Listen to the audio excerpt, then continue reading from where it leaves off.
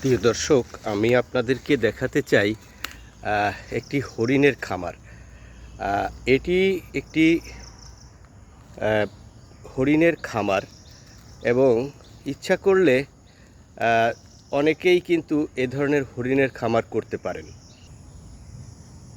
বাংলাদেশে এখন হরিণ বিক্রি হচ্ছে সরকারিভাবে এবং হরিণ বাংলাদেশের যে চিড়িয়াখানা আছে, ঢাকার চিড়িয়াখানা থেকে একজোড়া হরিণ 1,00,000 টাকা করে একজোড়া হরিণ বিক্রি হচ্ছে এবং প্রতি জোড়া হরিণ কেনার পরে যারা কিনবেন তারা পুষতে পারবেন, শর্ত সাপেক্ষে, যদিও তাদের সেভাবে ব্যবস্থা থাকতে হবে এবং অবশ্যই হরিণ কেটে খাওয়া যাবে না বা জবাই করে খাওয়ার কোনো নিয়ম নেই। কিন্তু